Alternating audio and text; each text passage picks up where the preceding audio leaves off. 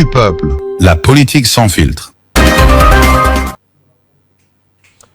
Alors encore une fois, vous avez suivi l'allocution de Donatien Joly sur l'agression rwandaise.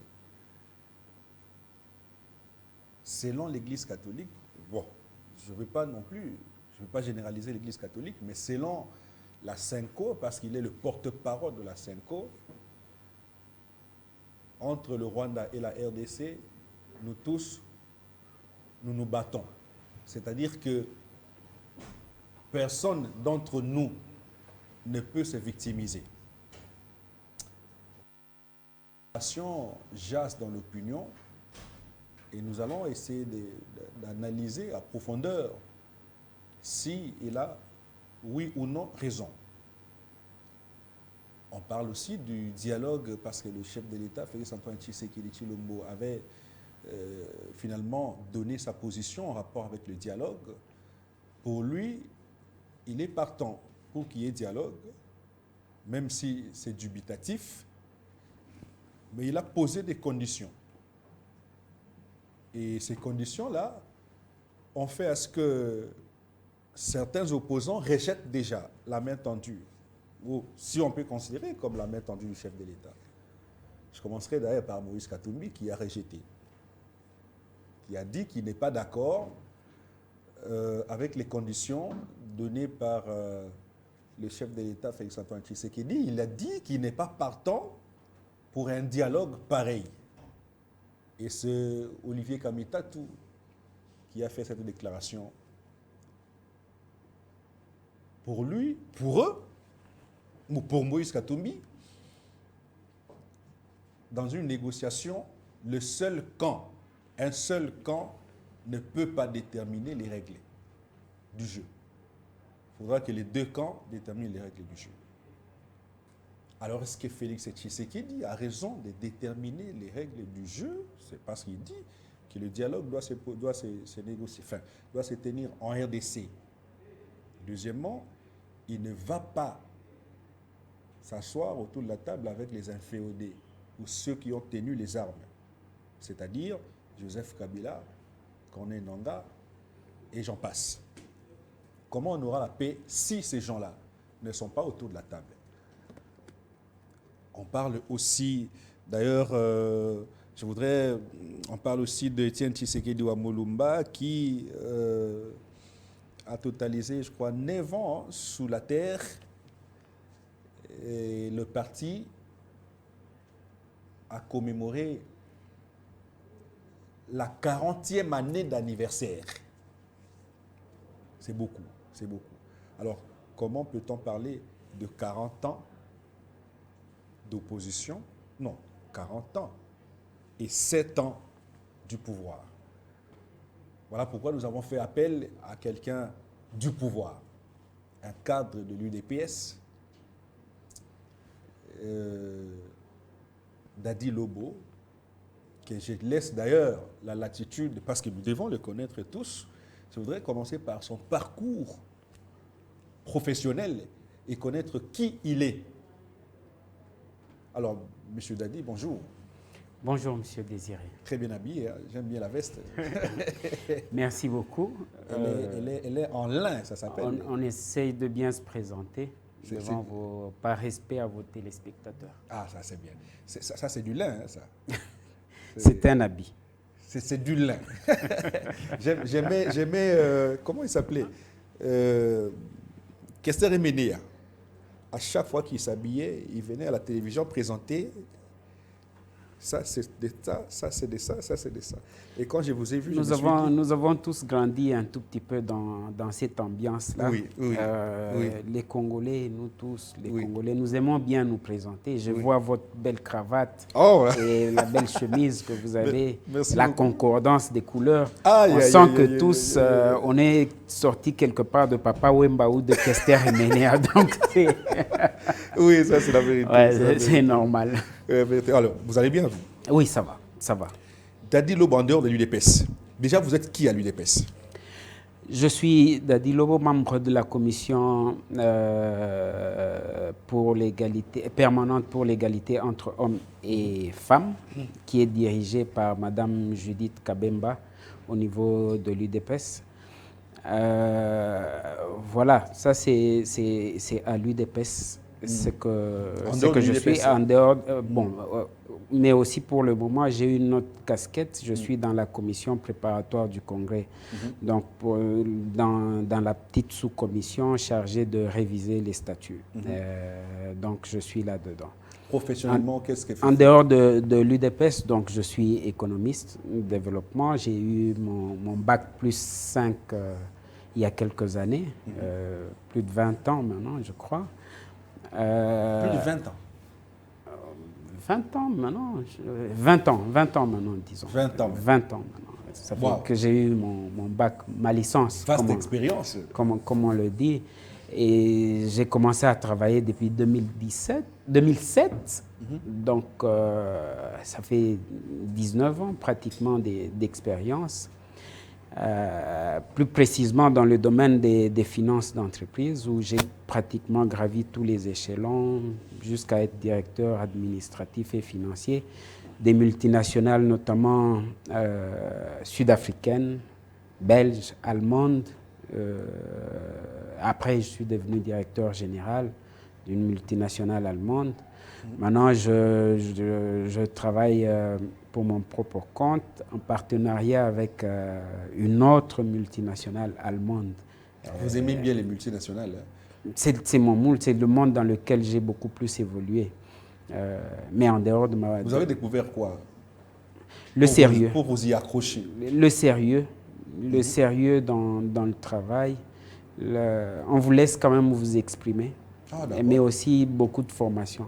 Je crois avoir bénéficié de plusieurs formations presque partout dans le monde, grâce à mon travail et à mon expertise. Mais aussi, je donne beaucoup, parce que je suis aussi invité, que ce soit en Afrique ou en Europe, ou même ici au pays, à partager mon expérience dans les finances d'entreprise, ou dans le management, ou dans le leadership.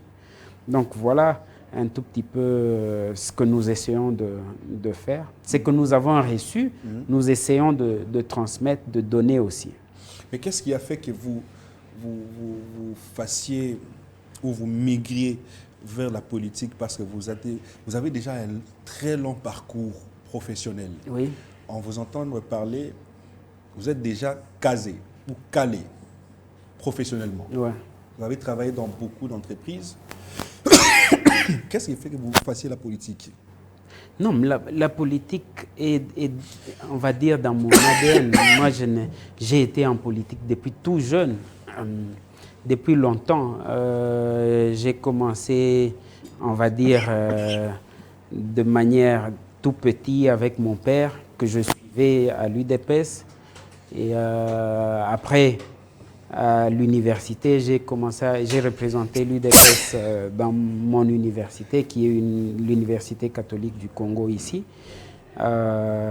J'étais déjà en politique. Même pendant tout mon parcours professionnel, je n'avais jamais lâché la politique. J'ai toujours été là-dedans, j'y ai toujours travaillé sans problème. Donc, je n'ai jamais quitté la politique, j'y ai toujours été de plein pied. Donc, ce n'est pas le professionnel qui m'empêcherait de... Mais vous n'avez pas encore occupé des fonctions politiques, visiblement. Public, vous voulez dire? Oui. Non, je n'ai jamais travaillé dans le public depuis que je suis né. Mais pourquoi vous êtes avec Fatshib? Vous avez dit que vous suiviez votre père. Déjà à l'époque. À l'époque, l'UDPS. Ouais. Ça veut dire que vous êtes né dans l'UDPS. Pas né dans l'UDPS, parce que l'UDPS est né après moi. L'UDPS est né en 82. Moi, c'est peut-être 2 ans avant le parti. Peut-être aussi pour faire une petite parenthèse, vous avez parlé de 40 ans, mais c'est 44 ans, de 82 à 2006, donc c'est 44 ans d'existence le 15 février. Donc, on a été là, mais un peu comme quelqu'un me disait, un homme de mission n'a pas d'ambition. Son ambition se retrouve être confondue à celle de son mentor. C'est-à-dire que, oui, certes, nous avons des ambitions, nous avons les capacités, nous avons l'expérience, nous pouvons briguer des mandats publics, mais nous sommes à la réserve de l'État. Nous sommes là pour une mission bien déterminée. Comment ça? Si le chef vous restez à la réserve de l'État alors que le mandat touche à sa fin, le deuxième mandat touche à sa fin. Non, l'UDPS restera au pouvoir milele na milele. Pardon? L'UDPS a la prétention, nous voulons nous battre pour rester au pouvoir milele na milele. Ah, vous avez arrangé. Vous avez dit l'UDPS restera au pouvoir. Oui, mais c'est ça, nous nous battons pour ça. Vous allez vous battre pour ça. Oui, mais c'est ça le jeu démocratique. Comme tout parti politique a comme objectif la conquête, l'exercice et puis la conservation. Oui. C'est logique que vous conserviez. Nous allons... Mais par des moyens démocratiques, justement. Évidemment. La démocratie est dans l'ADN de l'UDPS. Mais comment vous comptez poursuivre? Pourquoi vous êtes avec Fathi jusqu'aujourd'hui alors qu'il n'a jamais pensé à vous? Parce que vous, en tant que jeune, vous avez grandi à l'UDPS pratiquement, aux côtés de votre père. Aujourd'hui, Fathi est au pouvoir il y a 7 ans et demi pratiquement. Et en 2028, logiquement, Fathi devra laisser le pouvoir. Vous n'avez pas peur que Fathi quitte le pouvoir et que vous n'ayez rien? Je n'ai pas peur, mais aussi j'ai appris à être humble. Dernièrement, j'ai eu à rencontrer plusieurs pionniers de l'UDPS, des gens qui ont combattu et qui ne sont toujours pas nommés. Vous vous imaginez, à l'UDPS, nous sommes des millions. Donc, les postes, les mandats publics, ils sont peut-être une centaine.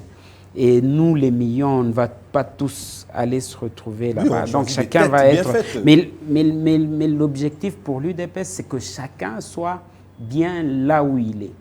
Cela ne veut pas dire que je n'accepterai pas. Si jamais j'étais appelé, je venais de vous dire qu'un homme de mission n'a pas d'ambition. Son ambition se retrouve être confondu dans l'ambition de son mentor. Ça veut dire que si aujourd'hui, Son Excellence, Monsieur le Président, estime qu'il a besoin de moi à côté de lui ou dans les environs pour X ou Y mission, ben, je reste disponible.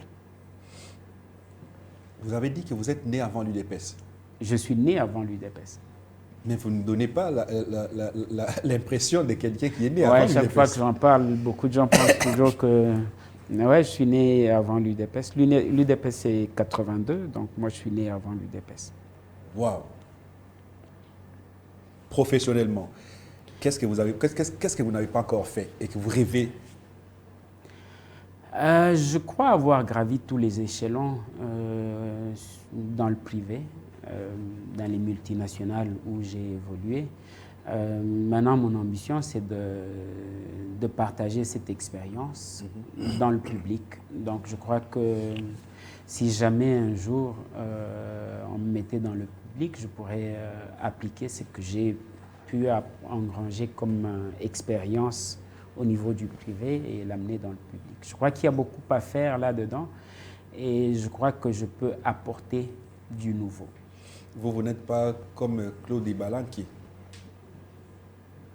Vous êtes frustré, mais vous ne vous exprimez pas. Et finalement, on vous verra rejoindre l'ennemi et puis faire des points de presse, des déclarations sous prétexte que si on vous prive à manger, est-ce que vous allez dormir de faim ou vous allez mourir de faim ou vous allez vous battre pour chercher quoi manger? Vous ne serez pas comme Claude Ibalanki parce que le mandat touche à sa fin. Le deuxième mandat touche à sa fin, j'insiste. J'aime beaucoup cet adage et c'est le Sphinx qui le disait souvent. Il parlait souvent du bal des chauves. Et à l'UDPS, ceux qui connaissent l'UDPS connaissent cet adage-là. Ceux qui sont enracinés, qui ont l'ADN de l'UDPS, comprennent. Au fait, le bal de chauve plus il perdure. C'est comme une invitation qu'on lance à un bal, à une fête, qu'on lance à seulement ceux qui sont chauves, ceux qui ont des calvities. Parfois... Comme moi, là. Un peu comme vous. Parfois, ceux qui n'en ont pas parce que la fête est là, ils ont tendance à aller se raser, montrer qu'ils ont leur calvitie, qu'ils sont chauves, pour venir participer à la fête. Et plus la fête évolue, plus elle traîne, plus les cheveux commencent à pousser. Donc là, ils n'ont pas d'autre choix que de prendre la poudre d'escampette. C'est ce que notre ami a pu faire. Les cheveux commençaient à pousser dans un bal des chauves. Et il n'avait pas de choix, il devait... Déjà, son départ, là, vous ne trouvez pas que le chef de l'État est vraiment mal entouré? Mais qu'il n'est... On a l'impression qu'il ne se rend pas compte qu'il est vraiment mal entouré et qu'il doit nettoyer sa cour. Parce que Claude Ibalan, c'est quand même quelqu'un qui est vraiment dans le dernier cercle du chef de l'État. C'est parmi ceux qui mangent avec lui et qui se retrouvent du coup au M23. Vous n'avez pas peur qu'un jour, Félix se réveille et qu'il n'a plus personne autour de lui? L'UDPS, c'est une longue expérience. L'expérience qu'on a eu à connaître dans l'opposition, plus de 37 ans dans l'opposition, nous a appris beaucoup de choses. Ça veut dire qu'en politique, on a besoin même des traîtres. Ah bon? Ouais. Parce que vous pouvez toujours faire passer un message dans l'autre camp à partir des traîtres, s'ils sont déjà démasqués. Oui. Donc, il était là. Si vous avez suivi la dernière matinée du secrétaire général faisant fonction de président AI, il vous a expliqué qu'on l'a vu vendre les histoires, qu'on l'a vu faire des choses, qu'on l'a vu... Ça veut dire qu'il était déjà démasqué, mais on l'a quand même... Mais vous l'avez gardé? Parce qu'il fallait premièrement avoir des preuves solides, mais en même temps, il pouvait être un courroie de transmission de certaines informations erronées dans le camp de l'ennemi. Ça veut dire dès lors qu'on sait que telle personne peut jouer double jeu, on peut lui faire passer des informations erronées de l'autre côté. Les traîtres ont leur rôle et je crois qu'il est traité de cette manière-là. Aujourd'hui, que pouvez-vous dire à Félix Tshisekedi qui est mal entouré? Vous pensez qu'il est mal entouré ou vous avez un argument contraire? Non, je ne parle pas de... Il s'est choisi des collaborateurs qu'il a et les résultats qu'on arrive à avoir à gauche, à droite nous prouvent quand même à suffisance que le contraire de ce que vous dites. S'il était mal entouré, on n'allait pas avoir les résultats, certains résultats. Donc il n'est pas mal entouré? Non, je dis s'il était autant mal entouré, on n'allait pas avoir les résultats que nous avons sur terrain à gauche, à droite. Donc ça veut dire qu'il y a dans une équipe, il y a des bons et des mauvais.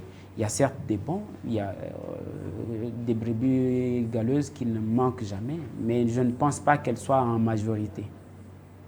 Pourtant, vous êtes le premier à dire que le chef n'est pas aussi mal entouré que ça, alors que c'est pratiquement tout le monde, même ceux qui sont avec vous au parti, qui crient que le chef de l'État est très mal entouré. Peut-être que moi je suis différent. Il doit commencer par assainir. Peut-être que moi je suis différent. Je ne suis pas dans la politique de ôte-toi de là que je m'y mette. Ah, ceux-là sont dans cette politique-là? Je ne le dis pas. Si c'est ça votre conclusion, je vous laisse prendre toute la responsabilité. Mais poser la question à ceux qui disent ça, ils aimeraient que ceux qui seraient mauvais de l'autre côté soient remplacés par qui? Je présume que la réponse serait par eux-mêmes. Donc, je crois qu'à un moment, nous devons apprendre à être humbles. Et moi qui ai gravi assez d'échelons sur le plan professionnel, je sais que la tâche n'est pas n'est pas du tout facile, surtout quand on est en face de grandes responsabilités. Ça vous demande d'avoir certaines informations qui peuvent faire croire au public que les décisions que vous prenez sont des mauvaises décisions, alors que vous qui êtes en face de certaines informations que le public n'a pas, vous savez que ce sont les décisions salutaires. Donc, surtout pour moi qui ai eu un cursus professionnel de financier, j'ai appris à être critiqué à tout moment alors que je prenais assez souvent des bonnes décisions. Sur base des informations à ma disposition, que les autres n'ont pas nécessairement. Chollet, Donatien Chollet. Sur Top Congo, je cite même le média parce que ce n'est pas un secret. Chollet nous a dit que le Congo n'est pas agressé. Le Rwanda n'agresse pas la RDC. Nous nous battons mutuellement. Il est allé plus loin pour dire que si le M23 tue, mais le gouvernement congolais aussi tue. Si le M23 fait des crimes dans la partie Est, mais le gouvernement fait des crimes partout en RDC, et qu'entre nous et le Rwanda, personne ne peut dire qu'il est victime. Tous nous sommes des victimes parce que nous nous battons. Cette fois-ci, vous êtes... si vous analysez profondément, la Senko n'a-t-elle pas raison de penser ainsi? D'abord, j'aimerais faire la nette distinction entre l'abbé Chollet ou Monseigneur Chollet et la Senko. C'est lui le porte-parole de la Senko. Il n'était pas mandaté par la Senko pour passer dans cette émission-là. Je suis catholique, je sais ce que je dis. Deuxième chose, j'ai un tout petit peu comme lui envie de croire que c'est l'IA qui a été utilisée pour qu'on monte de tels propos qui l'engageraient. Mais, on a monté ça. Je dis que j'ai envie vraiment de croire qu'il s'agit là de l'IA. Ok. Mais vous l'avez suivi? J'ai suivi personnellement sur Top Congo. Ça laisse croire qu'il y a des gens qui a toute une dynamique d'hommes politiques et peut-être d'hommes de religieux ou pasteurs qui est au Congo pour tenter de sauver le Rwanda au Congo. Oh. Et je commence à me demander si le mouvement qui était créé là, on appelait ça comment? Sauvons la RDC. Est-ce que ce n'était pas Sauvons le Rwanda en RDC?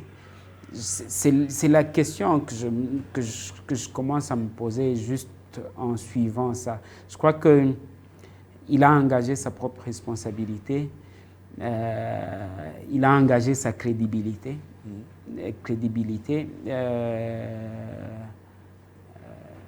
L'histoire le jugera. C'est l'histoire qui doit le juger ou c'est l'État?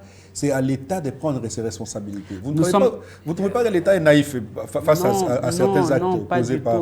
Il faut aussi comprendre le contexte dans lequel nous sommes. C'est un contexte où il y a beaucoup de gens qui cherchent à pousser à la faute. Ça veut dire qu'ils disent des choses pour pousser le gouvernement à la faute. Okay. Et afin de sauver le Rwanda au Congo. Ah, c'est ça. C'est l'impression que ça donne. Ça veut dire qu'on veut pousser l'État congolais, ceux qui ont l'impérium ici, à commettre une faute qui pourra... Élaver le nom du Rwanda. Élaver le nom du Rwanda au Congo. Et vous verrez qu'à chaque fois que le Rwanda est mis à mal, il y a des politiques qui commencent à s'agiter, il y a des pasteurs qui s'agitent, il y a parfois des prêtres ou des évêques qui s'agitent pas tous, je ne parle pas de l'Église catholique, moi-même je suis catholique, mais vous verrez qu'il y a des individus bien déterminés qui s'agitent à gauche, à droite, comme pour venir sauver le Rwanda au Congo. Comment vous pouvez vous imaginer qu'un Congolais puisse sortir pour dire que le Congo tue les Rwandais sur son sol congolais? Alors que lui, le Congo n'a même pas traversé au Rwanda. Et ces Rwandais qui sont arrivés au Congo avec armes et munitions, lui ne les a jamais condamnés. Donc le Congo, si on comprend bien les propos, devrait croiser les bras et attendre... Et se regarder mourir. Et se regarder mourir.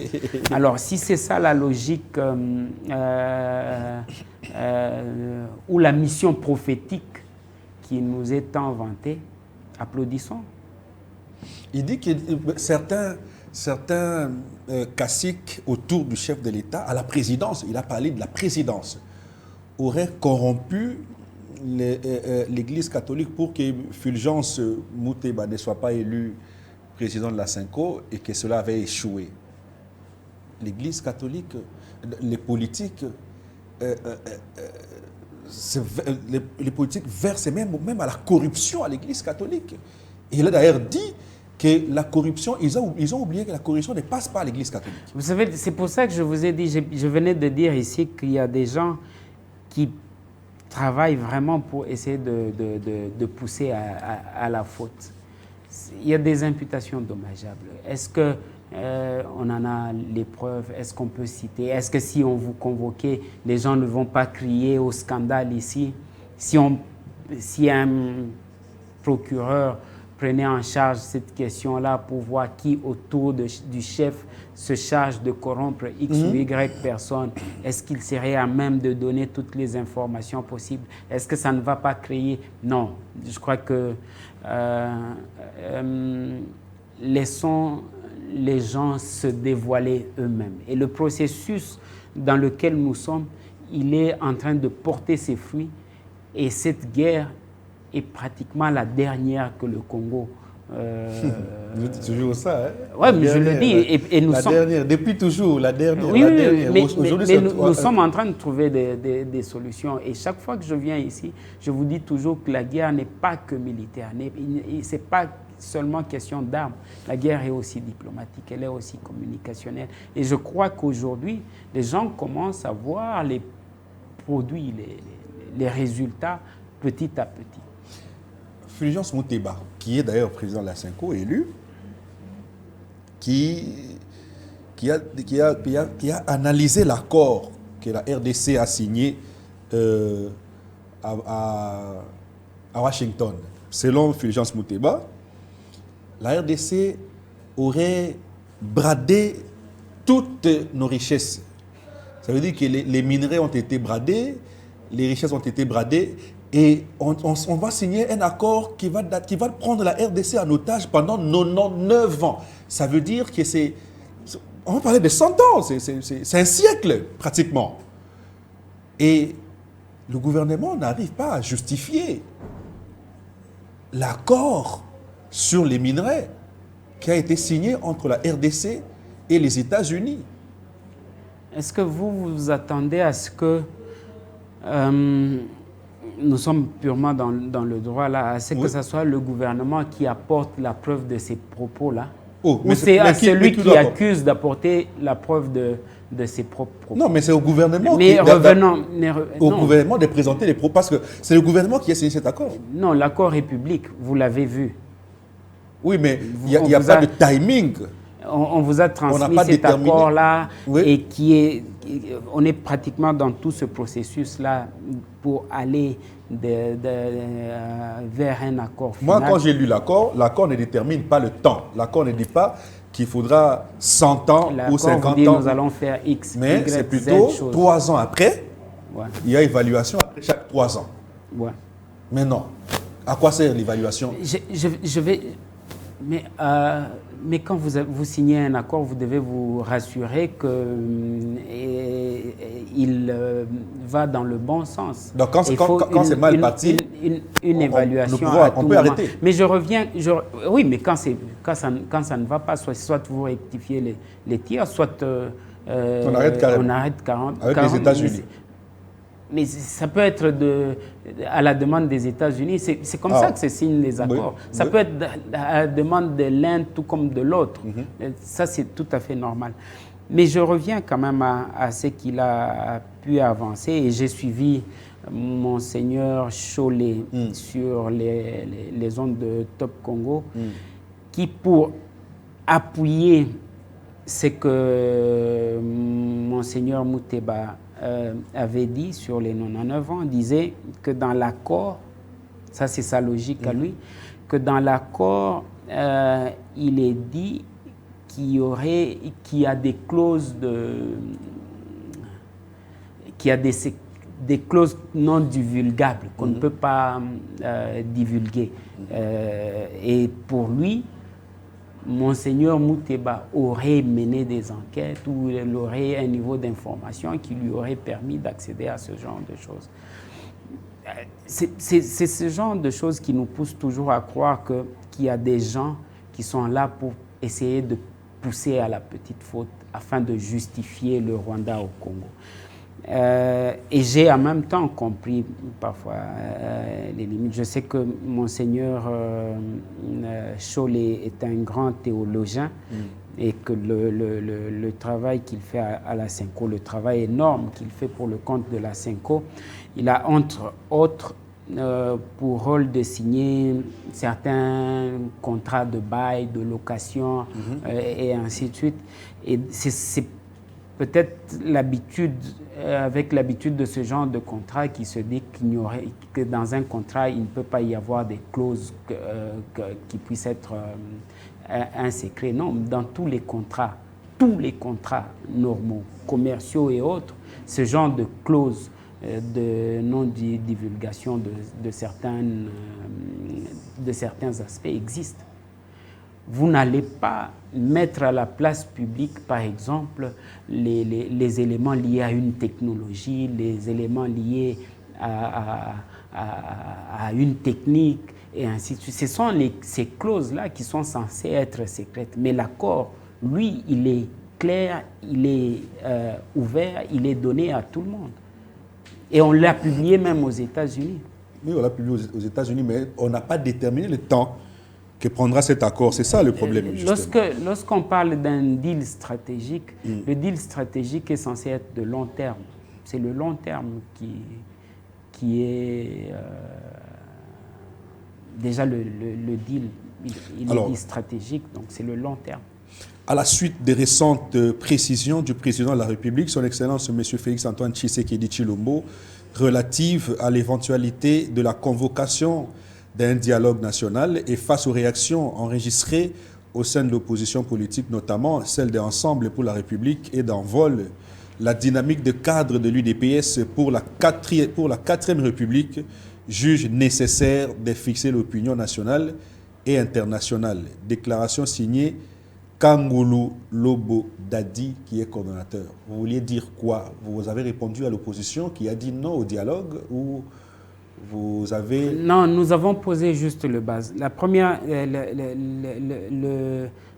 des choses que les gens doivent comprendre, c'est que le dialogue est dans l'ADN même de l'UDPS. Même d'Africains. Même de l'UDPS déjà. Le dialogue est dans notre ADN. Ce n'est pas lié à un événement conjoncturel. Non, le dialogue pour nous, il est permanent et il se fait chaque jour. Deuxième principe, c'est que le dialogue véritable et légitime est celui qui implique le peuple, le souverain primaire. C'est par des mécanismes que nous connaissons, soit les urnes, soit par des consultations que nous connaissons. Mais revenons à ce que les hommes politiques cherchent. Premièrement, nous voulons que ce dialogue-là ne soit pas une blanchisserie. Ça veut dire qu'on convoque un dialogue pour pouvoir blanchir toutes ces personnes qui ont trahi l'État, qui ont été trempées dans des histoires obscures. Et puis, le dialogue va venir pour les laver et les blanchir. Et les blanchir. Non, nous ne voulons pas d'un dialogue dans ce sens-là, parce que j'ai compris dans certaines de leurs déclarations qu'il s'agissait, qu'ils voyaient les choses de cette manière-là. Deuxièmement, c'est que même au niveau de la facilitation, nous ne voulons pas d'une facilitation qui viendrait avec des personnes dont les accointances avec l'ennemi ne sont plus cachées. Les gens nous parlent des évêques dont on venait de parler. Pour nous, il n'est pas question, du moins pour moi, il n'est pas, et pour la dynamique, il n'est pas question que ces gens-là, que les évêques ou les pasteurs viennent encore comme facilitateurs, alors qu'il y a des soupçons d'acquaintance sérieuse avec l'ennemi. Troisième chose, c'est que nous ne voulons pas d'un dialogue qui viendrait ressusciter ceux-là que le processus démocratique a renvoyé au cimetière. Ça veut dire que tous ces gens qui n'ont pas été élus, s'ils doivent profiter du dialogue pour se refaire une santé politique, nous disons non. Quatrièmement, nous disons que le chef de l'État est le seul à avoir une légitimité réelle. Ça veut dire 73,47%, si je ne me trompe pas, au suffrage universel. Ce n'est pas tout le monde qui peut l'avoir. Il est celui qui peut mieux engager, convoquer le dialogue et en fixer l'agenda. Poser même des conditions. Mais c'est lui qui connaît les desiderata du peuple. C'est lui qui a été élu par le peuple. C'est comme ça. À 73. Le dialogue n'est pas là pour... On vous a dit que on ne peut pas, dans une négociation, on ne peut pas avoir un seul camp qui détermine les règles. Non, il ne s'agit pas d'une négociation pour le pouvoir. Il ne s'agit pas d'un problème de légitimité. La légitimité, elle est réglée. Mais pourquoi vous organisez un dialogue lui, Kamitatou, s'il parle là, il parle au nom de qui? De Moïse Katumbi, justement. Non, ça veut dire que quand on est en démocratie, l'UDPS ou l'Union sacrée viendrait et vous dirait, nous parlons au nom du peuple congolais. Parce que le peuple congolais nous a donné mandat.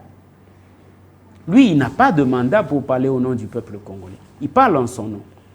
Katumbi n'a pas été élu, il n'a pas de mandat du peuple. Il donne un avis. Maintenant, vous venez demander à quelqu'un qui a un contrat avec le peuple à suivre d'autres personnes. Mais comme nous avons le dialogue dans notre ADN, nous acceptons. Mais en même temps, ce qui est dangereux encore, le dialogue ne doit pas venir pour revoir les décisions de justice ou certaines procédures administratives. Vous dites exactement ce qu'a dit le chef de l'État, mais on a l'impression que ça sera vraiment de la fiction. Comment ça? J'ai l'impression que vous rêvez grand de ce que vous n'avez pas. Parce que qu'est-ce qu'on n'a pas? Le dialogue a pour objectif imposer la paix dans la partie est de la RDC ou trouver la paix dans la partie est de la RDC. Mais déjà, quand le chef de l'État exclut... Monsieur Désiré, vous pensez que si Katumbi s'assoit à côté de Fayoulou et de... qui d'autre? Diongo, et puis on y met notre président Aïe, Augustin Kabouya, ils discutent pendant 30 minutes et on a trouvé la solution, le Rwanda quitte le pays. La naïveté là, elle est de quel côté? De notre côté à nous? Si ces gens-là pensent que justement, mais il suffit que le président aille poser la question, parce que vous avez dit oui au dialogue. Le chef de l'État a dit oui au dialogue, mais il pose des conditions. Le dialogue doit se faire en RDC et puis pas avec des inféodés. Comment imaginez-vous avoir cette paix en excluant ceux qui ont détenu les armes et ceux qui ont des armes jusqu'à présent? Mais on vient de vous dire que le dialogue n'aura pas pour mission de venir changer de décision de justice, oui, mais ou stopper un processus. Quel sera l'objectif de ce dialogue? Mais Le dialogue, il est permanent. Peut-être qu'il y a des gens qui ont à nous reprocher, qui ont des propositions à nous faire. On leur dit, venez, on est là. Donc, ce n'est plus pour avoir la paix dans la partie est de la RDC. Mais on a l'impression que vous avez oublié cet aspect. Mais nous discutons pour la paix. Nous avons signé un accord de paix avec l'agresseur, n'oubliez pas. Ah, donc, le dialogue va se tenir non pas pour imposer la paix ou pour avoir la paix, mais l'accord de paix a été, la situation politique. L'accord de paix a été signé. Ah, donc... L'accord de paix, on l'a signé avec un pays étranger. C'est quoi le sens du dialogue? Non, les gens ont besoin qu'on puisse s'asseoir pour discuter peut-être de la marche du pays. Les gens? Quels gens? Les politiques, oui. Les professionnels politiques qu'on a dans ce pays. mais ils ont besoin de discuter. Mais peut-être qu'ils confondent d'époque. Ils pensent que nous avons un problème de légitimité. Nous ne sommes pas en 2005 ou 2006. Non. Ici, nous avons un président élu à 73,47% et qui a la confiance du peuple. Pourquoi alors le dialogue? Nous ne sommes pas demandeurs. Nous acceptons une démarche, mais nous ne sommes pas quémandeurs. Si vous estimez que vous organisez le dialogue ou le chef de l'État organise... C'est pour ça qu'on leur a dit, si vous voulez dialoguer avec nous, venez au Congo, on va discuter. Si vous estimez que le chef de l'État organise ce dialogue, non pas pour obtenir la paix dans la partie Est, parce qu'il n'y aura pas de paix après ce dialogue... L'accord de paix, on l'a signé avec le Rwanda, parce que c'est le Rwanda le problème. Et maintenant, pour que ça se matérialise, le Rwanda, pour emprunter les propos du ministre de la Communication, Mouyaya, a un fils, a un bras armé ici au pays qui s'appelle le M23. Donc maintenant, pour matérialiser ça, pour les faire sortir, on a besoin de discuter des mécanismes et autres avec, je crois que vous Mais avez pas avec eux. Pas avec eux. Ils sont partie prenante au M23. Ou avec le Rwanda. Monsieur Lobo, admettons que, je vous pose la question d'une autre manière. Admettons qu'aujourd'hui, le chef de l'État vous prend vous, il prend Martin Fayoulou, il prend Sesanga, il prend Katumbi, il prend ceux qui n'ont pas tenu les armes autour de la table et ils dialoguent. Ils sortent tous un gouvernement d'union nationale. Parce que c'est ça, justement. C'est ça l'objectif. Non, mais très souvent, quand il y a dialogue, nous pensons et nous connaissons que ça aboutit toujours à la sortie d'un gouvernement d'union nationale. Et qui serait responsable de l'après-dialogue? Du bilan de l'après-dialogue? Oh. Ça sera sous le mandat de qui? Mais c'est vous qui acceptez et c'est vous qui gérez, non? Donc, nous allons accepter de partager notre mandat avec ceux qui avaient échoué. Mais refusez alors carrément le dialogue. C'est ça, justement. Non, mais ça veut dire que nous allons y aller ensemble et alors nous co-gérons, mais avec comme but, comme implication que c'est notre mandat à nous tous. Le mandat est de l'UDPS. Ça, c'est clair. Le mandat, il appartient à l'UDPS. Maintenant, si vous faites le dialogue, vous avez un gouvernement d'union nationale, par exemple. Ou qui va moi c'est d'abord la paix. Estimez-vous qu'après ce dialogue, nous aurons la paix? Kabila, Nanga et consorts vont déposer les armes. C'est pour ça qu'on a posé Non, Kabila et les Nanga, leur question est réglée par l'accord de paix. Et dans l'accord de paix qu'on a signé, ou même dans l'accord de Doha, n'oubliez pas que la justice ne va pas être mise entre parenthèses. Ceux qui ont été poursuivis par la justice vont le demeurer. Vous ne pouvez pas dire au chef de l'État d'arrêter cette démarche-là, par exemple? De qui? Vous voulez qu'on mette l'État entre parenthèses? Joseph Kabila l'a fait en 2006. Il a trouvé un pays Parce qu'en 2006, il n'était pas légitime. Il a trouvé un pays morcelé. Il a fait profil bas. Nous avons en 2006, il n'était pas légitime. Nous avons eu un +4. Finalement, on a eu des élections crédibles en 2006 où il sortira président de la République. Parce qu'en ce moment-là, il n'était pas légitime. Est-ce que Félix ne peut pas emboîter les pas de Joseph Kabila, ne fût-ce que pour la paix? En 2006, Joseph Kabila n'avait pas de mandat du peuple. il s'était imposé. Oh. Mais c'est ça la réalité. Non? Les premières élections ont eu en 2006. Avant 2006, le dialogue de Sun City, c'était justement pour régler la question de légitimité. C'est pour ça qu'on a fait une ouverture. Mais là, maintenant, la question de légitimité n'existe pas. Est déjà réglée. Mais eux disent qu'il n'est pas légitime parce que vous avez suivi même Ibala qui a dit que les élections 2023... Il a reconnu que le président de la République a été élu. Au M23 là-bas? Oui, il l'a dit. Même Nanga ne remet pas en cause. Ils disent qu'on a eu des élections chaotiques. Mais est-ce que ça remet en cause l'ordre d'arrivée? Je me rappelle encore de cette histoire-là. Est-ce que ça remet en cause l'ordre d'arrivée? Est-ce que quelqu'un peut venir nous brandir noir sur blanc? Même l'Église catholique et l'ECC qui s'étaient faites observatrices, les deux églises s'étaient faites observatrices, elles n'ont pas remis en cause l'élection du chef de l'État. Elles ont accepté, elles étaient d'accord. Donc le problème de légitimité ne se pose pas. Et ici, nous sommes en face d'un président qui a non seulement la légalité, mais aussi la légitimité. Ce qui manquait en 2005 pendant le dialogue intercongolais. Vous êtes de ceux qui pensent que Fachi a une mission et qu'il n'a pas de mandat, comme j'entends dire, beaucoup de jeunes le disent actuellement, Fachi a une mission, Fachi, on ne peut pas regarder Fachi en termes de mandat, son dernier mandat prend fin en 2028, mais il doit aller au-delà parce qu'il doit achever sa mission. C'est-à-dire, mettons de côté la Constitution. Je prends juste les concepts. Je ne comprends pas trop le sens de leurs propos, mais quand j'entends le concept, est-ce qu'une mission ne peut pas exister dans un mandat ou vice-versa? Un mandat dans Pour eux, la mission... Je ne comprends pas.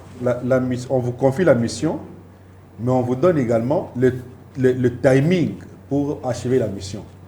Mais à la fin du timing donné, la mission n'est toujours pas... Vous vous remettez envers le peuple. C'est ça le principe démocratique. Ça veut dire, à la fin d'un cycle de 5 ans, vous remettez votre avenir entre les mains du peuple pour qu'il détermine si vous allez continuer ou pas. Et l'UDPS a accepté ce principe-là et elle s'est toujours battue pour ce principe-là. Il va demeurer. Et nous avons notre champion, nous comptons le maintenir là, et donc, à chaque fois que le peuple le voudra. Vous n'êtes pas de ceux qui pensent qu'il doit rester là jusqu'à ce qu'il va achever sa mission? Non, c'est pour ça que je dis, peut-être que je ne comprends pas bien les concepts. Moi, je suis de ceux qui pensent que nous devons nous battre pour que le peuple puisse le maintenir au pouvoir. C'est ça le jeu démocratique. À travers les élections. Mais évidemment. Ah, donc... c'est ça le principe. Mais la Constitution que nous avons aujourd'hui ne permet pas... Moi, je suis au niveau du souverain primaire. Oui, justement. C'est-à-dire que le souverain primaire est au-delà de tout autre entendement. C'est ce que de tout accord, de toute réglementation. La Constitution est l'émanation du souverain primaire. À un temps X. Non, le souverain primaire s'est exprimé à travers la Constitution. À un temps X et dans des conditions bien déterminées. Mais maintenant, le souverain primaire là, qui vous a dit que le chef de l'État fait un mandat renouvelable une seule fois. Je viens de dire que... Est-ce qu'il y a encore un autre mécanisme à faire pour le maintenir là? En dehors de ce que la Constitution a déjà défini. Je viens de dire ici que le souverain primaire s'était exprimé sur la Constitution à un temps X et dans un environnement bien déterminé, dans des conditions connues. C'est-à-dire quoi? Vous voulez dire quoi? Je veux dire juste que en ce temps-là X, dans cet environnement-là, dans les conditions qui étaient de cette époque-là, l'UDPS s'était élevée pour dire qu'elle n'acceptait pas ce processus-là et que dès qu'elle arriverait au pouvoir, elle reposerait la question au peuple pour qu'on arrive à un entendement commun de la marche de notre pays. Vous nous ramenez au changement de la Constitution. Je vous ramène au fait que le peuple doit s'exprimer, devrait avoir l'habitude de s'exprimer en toute liberté chaque fois que le besoin se présente. C'est-à-dire quoi? Ça veut dire que si aujourd'hui le peuple sent le besoin de s'exprimer sur une question bien déterminée, on ne va pas l'en empêcher. Qu'allez-vous faire? Pardon? Vous allez procéder comment? Mais c'est le peuple qui est souverain, c'est lui qui s'exprime. Quand on s'était exprimé pour la mascarade de 2006, comment ça s'était passé? Le peuple s'était exprimé comment? C'est la même forme. Vous, en tant qu'UDPS, oui.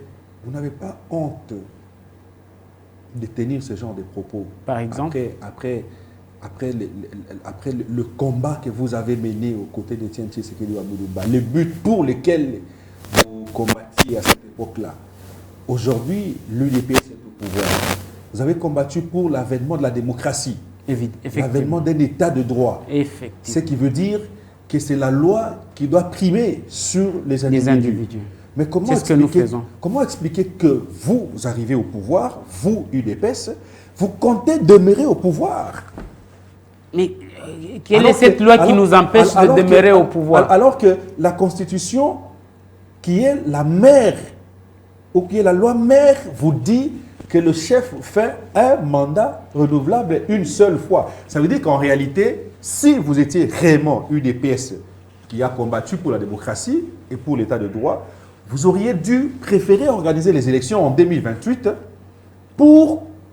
sans Félix, pour que le peuple se choisisse un autre dirigeant, même venant de l'UDPS, par exemple. Non, je crois que votre problème est au niveau, vous avez une fixation sur la Constitution, sur le référendum et sur tout ça. Je vous ramène encore à l'histoire. Non, je vous dis, je parle de l'individu Félix Antoine Tshisekedi Tshilombo. Votre problème, c'est s'il y aura un référendum, que ce soit sans Félix. Vous dites qu'il y a possibilité, nous allons faire des mécanismes pour que... Ne me faites pas dire ce que je n'ai pas dit. Allez, je dis ceci. L'UDPS, déjà en 2005, par la bouche autorisée de son président national, qui était Etienne Tshisekedi, on aura une nouvelle constitution. Voilà. Oui. Ça, c'est une promesse à notre peuple. Mais l'UDPS a été suivi par plusieurs autres forces. Rappelez-vous les 13, les G7, je crois, avec les Sesanga, Mouyaya et Claudel Loubaya et autres, qui ont rejoint l'UDPS dans ce qu'elle avait dit déjà en 2005. Rappelez-vous de Sesanga après qui voulait. Rappelez-vous de Fayoulou. Rappelez-vous. C'est-à-dire que toute la classe politique est d'accord que cette constitution-là n'est pas idéale pour notre pays et qu'il faudrait peut-être pour certains la modifier, pour d'autres la changer. Donc, le débat est ouvert à ce niveau-là. Maintenant, c'est une question de discuter avec le peuple. Je l'ai dit dès le départ, le véritable débat, le dialogue légitime, c'est celui qui implique le peuple à travers des mécanismes que tous connaissons. En quoi l'UDPS serait à l'encontre de ses propres principes? Non, nous respectons ce que nous avons dit au peuple et c'est ce que nous comptons faire. Donc, ça veut dire changer la Constitution ou modifier? Moi, j'espère que l'UDPS va respecter sa promesse. Oui, en changeant la Constitution. Pas seulement la promesse de l'UDPS, mais de Fayoulou, de Sesanga, et même d'ensemble, et ainsi de tout le monde. Alors, ça sera après 2028, finalement? Je ne sais pas. Ça peut se faire aujourd'hui, demain. Le peuple reste souverain. On peut le consulter. Mais en même temps, on ne peut pas organiser de référendum ou de scrutin comme ça avec une partie de notre territoire amputée. Il faudrait quand même se rassurer que... Ah, c'est ça la raison.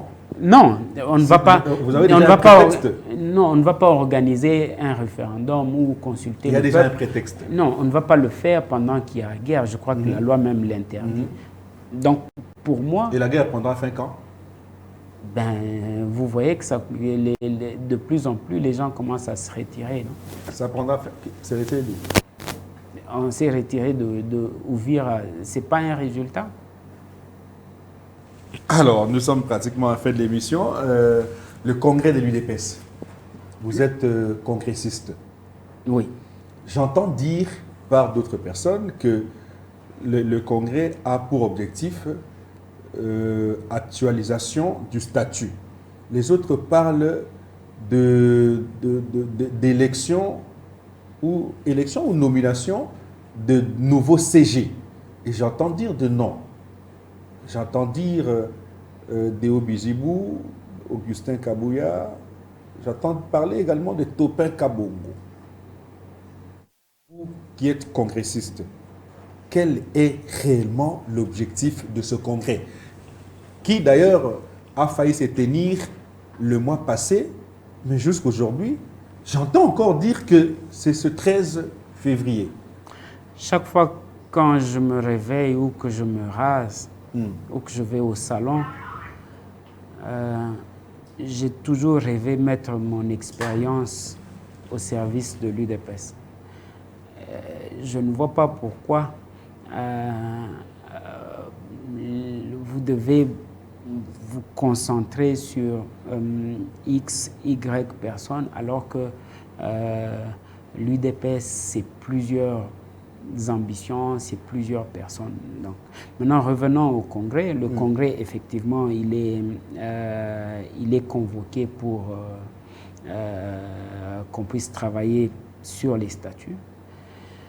Maintenant, c'est juste ça. Les statuts, attention, les statuts révisés, révisités, ça peut être révisité de fond en comble. Imaginons, par exemple, que les congressistes puissent opter pour un président, par exemple, et un vice-président, ou puissent opter pour la suppression du poste de président et garder secrétaire général au parti ou secrétaire permanent, ou opter pour d'autres nomenclatures. Vous comprendrez avec moi qu'il y aura une implication sur le leadership du parti. Donc, je ne vais pas me risquer sur ce plan-là, mais est-il que le choix des congressistes pourra avoir un impact sur le leadership? Si on accepte de garder la structure telle qu'elle est, certainement qu'on pourra, mais si on se décide de changer de fond en comble la structure, ça veut dire qu'il y aura un impact. Maintenant, le problème qui restera là, c'est les dispositions finales, les dispositions transitoires, parce que vous n'allez pas sortir, par exemple, si vous optez pour d'autres structures et directement tout mettre de côté, vous commencez. Non, il faudrait prendre le temps qu'il faut. Peut-être que ce temps-là, ça sera le temps du mandat de celui qui est là, pour finir en beauté. Très bien. Alors, un dernier mot. Je voudrais que vous vous adressiez au chef de l'État qui voit ses proches le trahir et qui peut-être organisera le dialogue, bien qu'ayant déterminé les principes ou les conditions. Mais que doit-on faire pour que le chef de l'État réussisse à imposer la paix dans la partie Est? Les gens ne font que mourir. Les gens ne font que mourir. Mais on a l'impression qu'il joue à la montre. Non, je n'aimerais pas m'exprimer ou avoir la prétention de pouvoir donner conseil au chef de l'État, surtout pas en public de cette manière-là, mais j'aimerais dire quelque chose peut-être à la population ou au cadre de l'UDPS, aux combattants. C'est que, je l'ai dit pendant l'émission, un homme de mission n'a pas d'ambition. Son ambition se retrouve être confondue dans celle de son mentor. Ici, nous avons notre chef qui est le président Félix Antoine Tshisekedi Tshilombo, qui est là, qui a une mission et qui a une ambition et une mission et une ambition. Notre ambition, c'est de pouvoir l'aider utilement à atteindre ses objectifs. Et l'aider utilement, c'est le soutenir dans la démarche qu'il est en train de mener. Pour les gens de l'UDPS, c'est d'essayer de resserrer les rangs, surtout que le combat devient rude, pour pouvoir aider le chef de l'État et en termes de mobilisation et en termes d'apport intellectuel et scientifique pour pouvoir aider à continuer, mais aussi en termes politiques. Ça veut dire que nous avons la prétention de pouvoir garder, nous maintenir au pouvoir milele na milele, éternellement. C'est de cette manière-là que nous pouvons aider utilement le chef de l'État. Pour la population congolaise, c'est de ne pas voir cette question de guerre comme étant un problème seulement de Félix Tshisekedi Tshilombo. C'est tout le monde. Ou seulement de l'UDPS. C'est de tout Congolais. Oui. Parce que nous devons, pour notre honneur, pour nos enfants qui doivent venir, nous devons relever ce défi et bouter l'ennemi dehors. Merci. Et aider surtout à mettre hors d'état de nuire l'ennemi interne, ou celui qui est en interne, qui a comme mission en interne de sauver l'ennemi dans ce pays. Et nous devons l'aider à le démasquer. Merci beaucoup, Dadi Lobo, cadre de l'UDPS. Je vous dis en direct qu'à chaque fois que je vous reçois, je réfléchis. Merci beaucoup. Je réfléchis beaucoup. Quand je vous ai sur le plateau, c'est la tête qui réfléchit. Je fais mes devoirs aussi avant de venir. En tout cas, vous réfléchissez en profondeur et que même le journaliste, vous poussez le journaliste à réfléchir pour vous poser des questions. Merci beaucoup. C'est très intelligent. Merci d'être passé. Merci à vous qui nous avez suivis. Restez branchés pour la suite des programmes. Nous sommes à la fin de l'émission. Merci.